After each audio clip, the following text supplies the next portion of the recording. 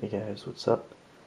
It's me, PS3 Wednesday here, and I'm gonna do my review for the PS Vita 3G Wi-Fi version. It's the 3G because it has a SIM card in there. So I'm gonna be going over a few categories, ranging from design to performance, graphics, and games and stuff like that. So I guess I'll start with the design. I'll make this quick because if you've already seen my unboxing or overview, you already know pretty much what the system looks like. 4 face buttons, 2 analog sticks, of course, that's a really big deal. Your back touchpad, which hasn't been really used a lot, but it's still there.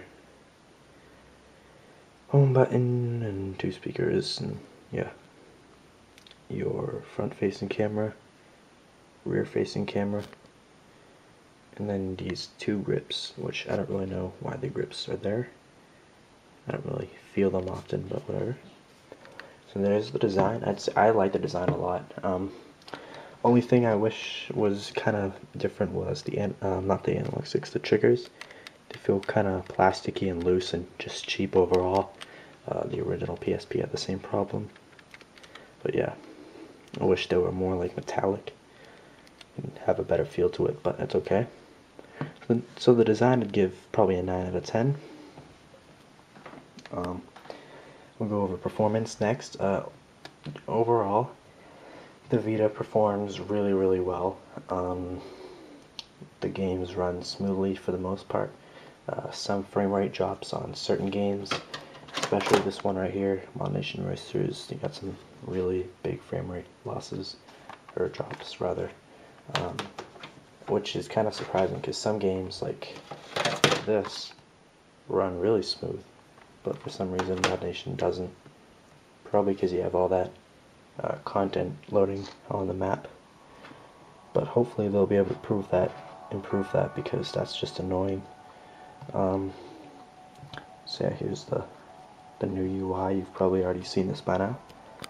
That's basically what it looks like. Get your applications here, kind of like in a little button form, like little, I don't know what to call them, bubbles. Go on trophies, go in friends maybe. And if you want to escape, you just do that. So yeah, overall it performs really well though. Touchscreen is very responsive. Love the UI.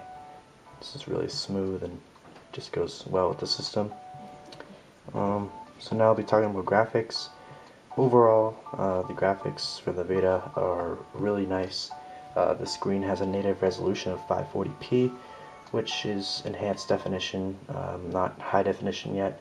A lot of people have been saying this is high definition when it's not.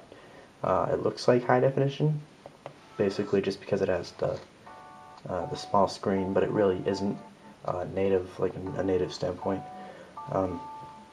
So yeah, 540p screen. Looks HD, but not quite yet. The games look really, well, I'd say they look different. I mean, because remember, the way the game looks always depends on like the engine, not necessarily the Vita's hardware. But the Asphalt Injection right here, this game looks like an iPhone game, while Modernation Racers looks more like a low, kind of like a lower PS3 game. It almost looks like PS3, but just, I mean, it's a noticeable graphics downgrade. Shinobi Do 2 looks like a PS2 game, kind of. Rayman Origins looks pretty much identical to a PS3 game, so it varies. I really wish they'd improve on some of the graphics like Shinobi Do and Asphalt Injection. I mean, it's just ridiculous. The Vita is capable of so much more. I haven't been overly impressed with the graphics I've seen so far, but with some games I've been pretty impressed. Especially with the screenshots and the videos that I've seen of Uncharted Golden Abyss. I actually tried a demo kit at Target the other day, and I was trying out Uncharted. It just looks beautiful overall on the Vita. Is the Vita capable of running games like Uncharted 3? Probably not. I don't think there's a chance it'll ever be able to run that. Not with the hardware that it has, but it'll probably come pretty close. maybe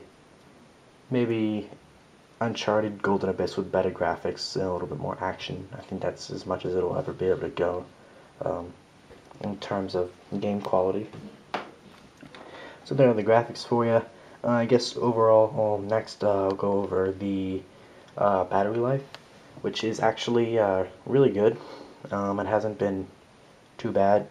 As you can see here, maybe not, I always keep airplane mode on right up there to conserve battery, because I don't need 3G on all the time. I don't even have a PSN up on here yet, because my router and my connections are not working for some reason.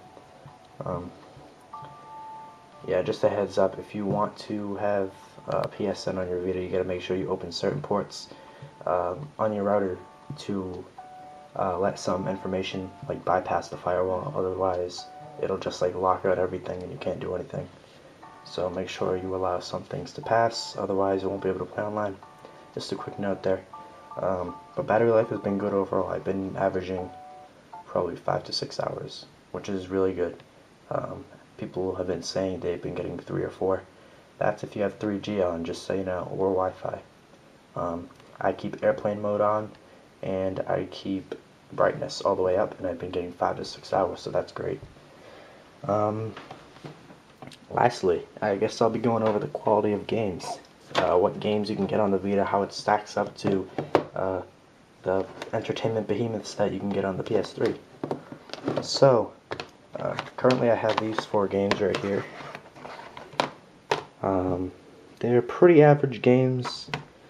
You know, launch titles are always bad. They never tap into the system's full potential. I say that probably we've only tapped into maybe 25 to 35% of the Vita's potential. Uncharted probably only has tapped into like half of it. I know we can do better than Uncharted. I know titles, we all know Grand Theft Auto is coming on here. You can play PS3 games on here with a downgraded resolution to 480p. You can play, Call of Duty's coming out here, Killzone, Bioshock, and then probably, most likely there'll be a couple Assassin's Creeds on here. That's without a doubt. There'll without a doubt be a Gran Turismo on here. Probably not for maybe a year and a half, or 2 years from now probably though. There'll no doubt be, what was I gonna say? Oh, there'll no doubt be probably some Need for Speed on here, some racing franchises like that. So yeah, there'll definitely be Final Fantasies on here. Probably at least 3 or 4. The PSP had quite a few, so the Vita will have some too. So there's a lot in store for the Vita. Right now there's not many great titles coming out. All the titles coming out are getting average scores from anywhere from like 4 to 7, which isn't that great at all. But the Vita has a lot of untapped potential. Developers are working really hard to get the games out. So hopefully at E3 2012 they'll be releasing the big games and giving some release dates on those, so we'll be able to play those as soon as possible. So yeah, overall I give the Vita a 9 out of 10. I absolutely love the system right now. I love the games on it, I love what's coming out for it, I love the design, the hardware, the UI, just everything it's been able to do. It's quite a device, probably the best handheld ever made. So yeah. Yeah, here's my review for the Vita. If you guys have any questions, please feel free to comment down below. Thanks for watching, and I hope you enjoyed. Peace.